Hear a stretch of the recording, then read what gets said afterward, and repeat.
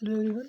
तो जैसे कि हम पिछले लेक्चर में पढ़ के आए थे, अपर मोटर न्यूरॉन और लोअर मोटर न्यूरॉन लीजन के लिए हमने एक इंट्रोडक्शन किया था जिसमें हमने अपर मोटर न्यूरॉन को एक्सप्लेन किया था, उसके ट्रैक्ट को एक्सप्लेन किया था, और लोअर मोटर न्यूरॉन को एक्सप्लेन किया था, उसके ट्रैक्ट को जो है ना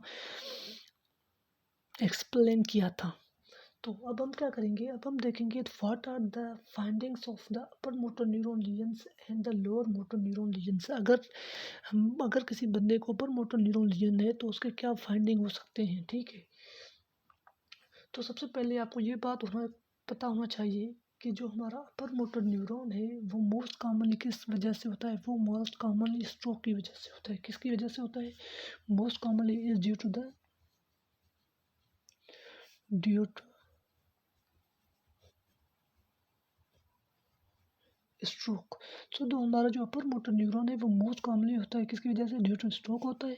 तो स्ट्रोक की वजह से जो हमारा अपर मोटर न्यूरॉन है वो क्या होता है? डैमेज हो जाता है, ठीक है। तो जब हमारा अपर मोटर न्यूरॉन डैमेज हो जाता है तो यहाँ पे क्या हो जाता है? एवरीथिंग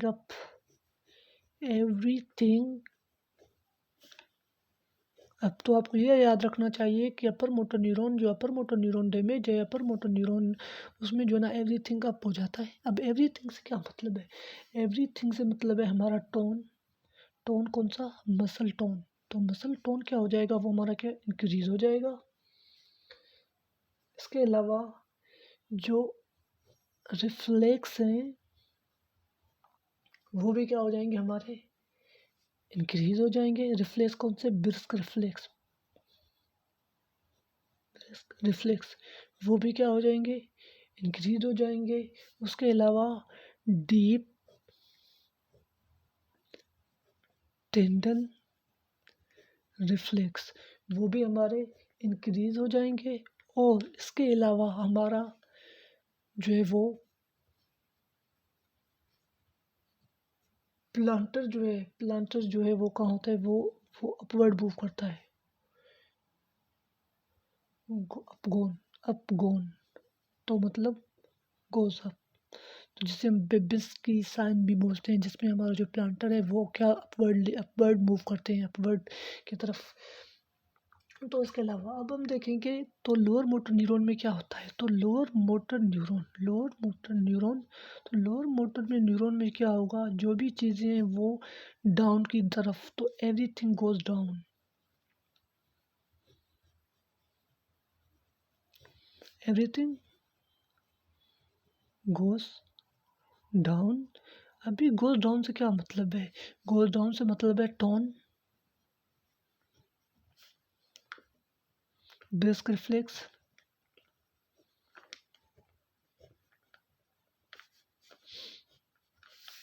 इसके अलावा डीप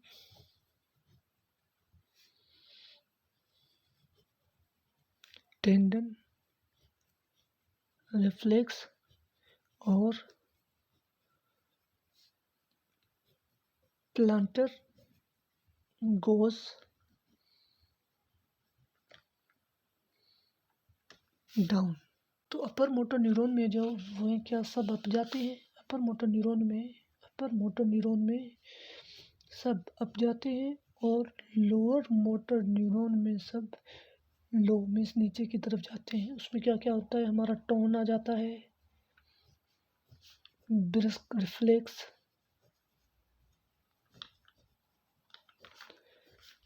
डीप टेंडन रिफ्लेक्स,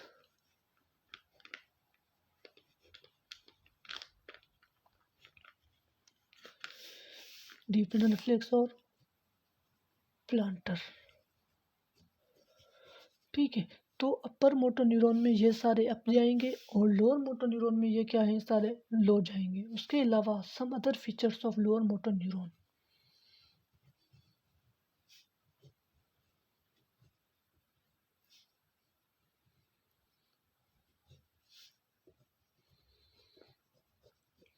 इसमें क्या होता है? जो हमारे मसल्स होते हैं डज नॉट कॉन्ट्रैक्ट। जो मसल होते हैं वो कॉन्ट्रैक्ट नहीं होते, डज नॉट कॉन्ट्रैक्ट। और उनका जो टोन होता है वो लॉस हो जाता है। और इसके अलावा कुछ ऐसा लोअर मोटर न्यूरॉन में कभी कभी ऐसे हो जाता है, जो हमारा जो लोअर जो है ना, लोअर मोटर न्यूरॉन में जो मसल्स होते हैं ना वो कांपने लगते हैं, वो कांपना जो है ना उसमें स्टार्ट हो जाता है, जिसे हम क्या बोलते हैं, जिसे हम फेसिक्यूलेशंस बोलते हैं, जिसे हम फेसिक्यूलेशंस फेसिक्यूलेशन बोलते हैं। तो ये हो गया। अब पढ़ेंगे हम एक एक एग्जांपल पढ़ेंगे अपर मोटर न्यूरॉन का, लोअर मोटर न्यूरॉन का। सो यहाँ पे न्यूरोलॉजी में एक one of the most important एक टर्मिनोलॉजी है, वन ऑफ मोस्ट इम्पोर्टेंट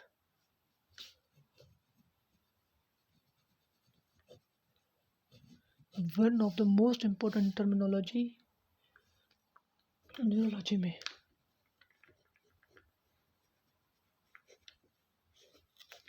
कौन सा? बल्बर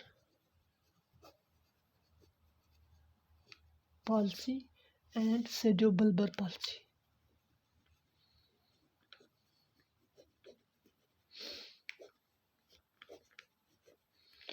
pseudobulbar palsy, तो जो बल्बर पाल्सी है हमारा, वो है हमारा जो एग्जाम्पल है वो है लोअर मोटर न्यूरॉन का, और जो pseudobulbar palsy है वो है हमारा लीजन, और वो है हमारा अपर मोटर न्यूरॉन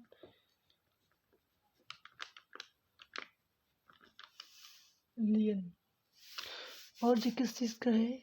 ये है बल्बर मसल्स का, बल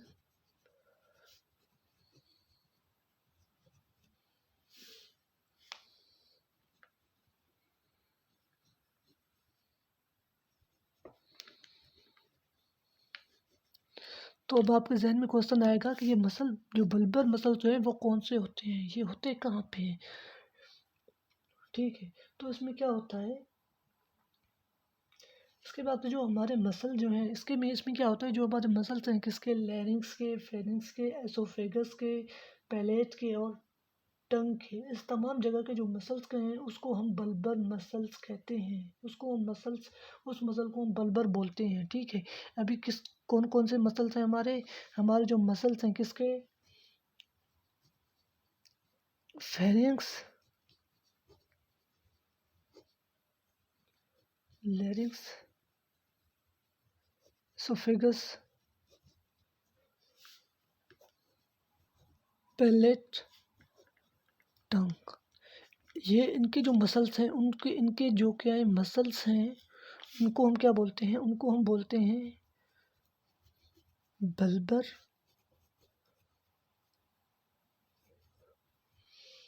बल्बर मसल्स बोलते हैं। तो इनको हम बल्बर मसल्स क्यों बोलते हैं? इसकी वजह से क्योंकि ये सप्लाई होता है, इसको हम बल्बर मसल्स क्यों बोलते हैं? तो इसको हम बल्बर मसल क्यों बोलते हैं, इसको हम बल्बर मसल इसलिए बोलते हैं because they are innervated, because they are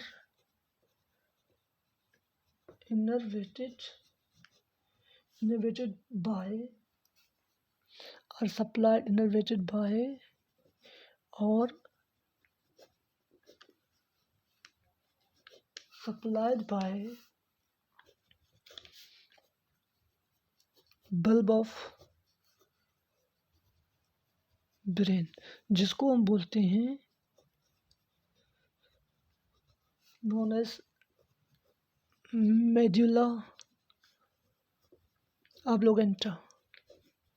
तो इसका जो शेप है वो एक बल्ब की तरह है, किसका, मेडुला ऑब्लिंगेटा का। इसी वजह से हम इसे क्या बोलते हैं, इसे हम बोलते हैं बल्ब ऑफ द ब्रेन। जो इसका जो शेप है वो क्या है, एक बल्ब की तरह है, इसकी वजह से हम बल्बर से बोलते हैं मेडुला ऑब्लिंगेटा को। और ये जिस मसल्स को प्रोवाइड करता है, जिस मसल्स को इनर्वेट करता है, उससे हम बल्बर मसल्स बोलते हैं। तो हमारे मेडुला, अब आपको ये पता होना चाहिए कि हमारे मेडुला ऑब्लिंगेटा में कौन कौन से नर्व्स आते हैं। तो नर्व्स, अभी मेडुला ऑब्लिंगेटा में जो नर्व आते हैं, हमारे क्रेनियल नर्व्स आते हैं, क्रेनियल नर्व्स, वो कौन कौन से हैं, वो 9, 10, 11, 12 तो ये हमारे कहाँ से आते हैं, इनके जो न्यूक्लिया हैं वो कहाँ पे हैं, वो हमारे प्रेजेंट है मेडुला ऑब्लिगेंटा में। और आपको पता है कि जो हमारा 12 नर्व है, जो 12 नर्व हमारा 12th cranial nerve, 12th cranial nerve वो क्या करता है, वो सप्लाई करता है किसको, टंग को। 12th क्रेनियल नर्व सप्लाई किसको करता है, हमारे टंग को और हमारे लैरिंक्स। तो ये 12th नर्व तो हमारा हो गया किसको, टंग को। उसके अलावा हमारा क्या है, लैरिंक्स, फेरिंक्स, एसोफेगस। इनको जो है हमारे कौन से 9th और 10th जो क्रेनियल नर्व्स हैं वो क्या करते हैं, इनको सप्लाई करते हैं, इनको क्या करते हैं, इनर्वेट करते हैं, इनकी इनर्वेशन करते हैं। तो ये जो हमारे ज़्यादातर टंग है, लैरिंक्स है, फेरिंक्स है, अगर आपको पता होनी चाहिए एसोफेगस है, तो जो हमारा जब हमारा दिल चाहे हम क्या कर सकते हैं, हम खा सकते हैं, हम पी सकते हैं, ठीक है। किसकी वजह से, इन नर्व्स की वजह से। ये जो क्या करें, इस पूरे को कंट्रोल करें, इसके जो भी मोटर कंट्रोल है वो इस एरिया को वो कंट्रोल कर रहे हैं। तो इसके अलावा अब हम क्या पढ़ेंगे, हम पढ़ेंगे जो है ना अपर मोटर न्यूरॉन और लोअर मोटर न्यूरॉन ट्रैक्ट पढ़ेंगे। 9th 10th 11th 12th nerve and के जो है ना अपर मोटर न्यूरॉन ट्रैक्ट पढ़ेंगे। तो अपर मोटर न्यूरॉन ट्रैक्ट आप सबको पता है कि वो स्टार्ट होता है हमारा किस कहाँ से, सेरिबेलर कॉर्टेक्स से, सेरेब्रल कॉर्टेक्स, सेरेब्रल कॉर्टेक्स से स्टार्ट होता है। सेरेब्रल कॉर्टेक्स से स्टार्ट होकर वो कहाँ पे जाता है, वो जाता है हमारे कोरोना रेडिएटा में, कोरोना रेडिएटा। कोरोना रेडिएटा से होकर कहाँ जाता है, इंटरनल कैप्सूल, इंटरनल कैप्सूल से होके वो जाएगा मिड ब्रेन, मिड ब्रेन में पोन्स, और पोन्स के बाद क्या है हमारा मेडुला ऑब्लिगेंटा। तो मेडुला ऑब्लिगेंटा तक जो हमारा होता है वो क्या होता है, हमारा अपर मोटर न्यूरॉन होता है। अपर मोटर न्यूरॉन कहाँ तक, मेडुला ऑब्लिगेंटा से। तो आपको पता है कि मेडुला ऑब्लिगेंटा के बाद क्या आते हैं हमारे 9th 10th 11th 12th nerve आते हैं, जो न्यूक्लियाई आते हैं, ठीक है। तो आप सबको पता है कि न्यूक्लियाई जो होते हैं ज़्यादातर वो हमारे किस में आते हैं, वो हमारे लोअर मोटर न्यूरॉन में आते हैं। तो मतलब इस यहाँ से क्या होगा, यहाँ से हमारा जो है वो लोअर मोटर न्यूरॉन जो है वो स्टार्ट हो जाता है, ठीक है। उसके बाद क्या होगा, यहाँ से हमारा क्या स्टार्ट हो जाएगा, हमारा लोअर मोटर न्यूरॉन स्टार्ट हो जाएगा। और लोअर मोटर न्यूरॉन कहाँ जाएगा, ये हमारा जाएगा कहाँ पे, न्यूरोमस्कुलर जंक्शन पे जाके अटैच हो जाएगा।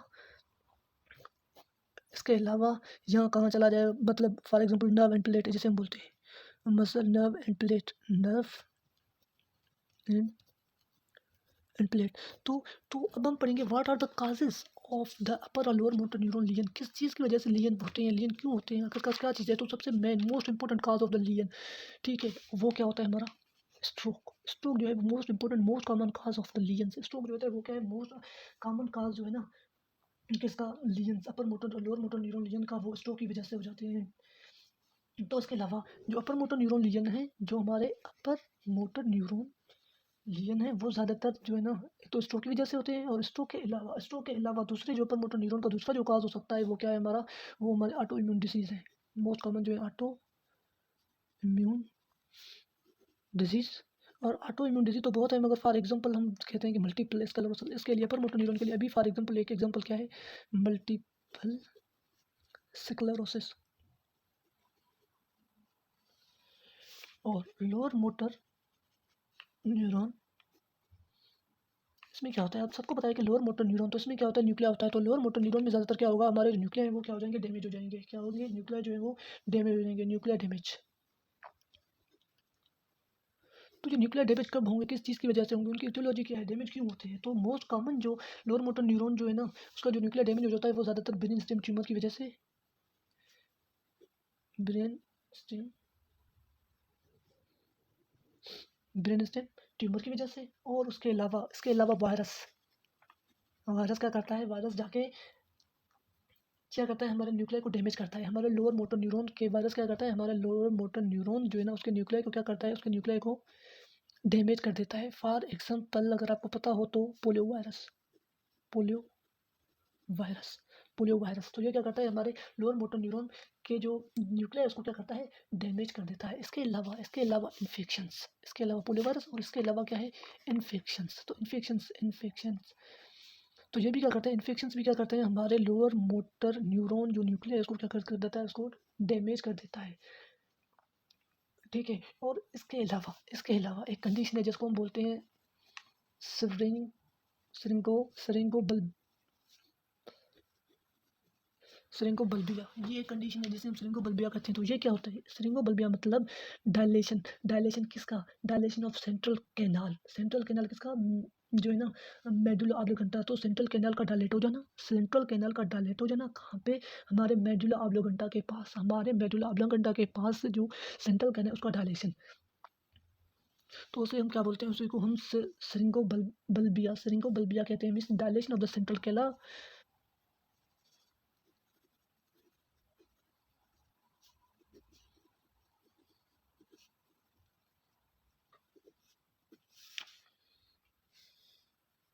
at level of medulla. तो जो हमारा मेडुला ऑब्लिगेंटा का जो सेंट्रल कैनाल है उसका क्या हो जाना, डायलेट हो जाना, उसको हम क्या बोलते हैं, syringobulbia. Dilation of the central canal at the level of medulla oblongata or the medulla oblongata. तो मेडुला ऑब्लिगेंटा या मेडुला आका, तो इसे हम क्या बोलते हैं, इसको हम सिरिंगियोबल्बिया बोलते हैं।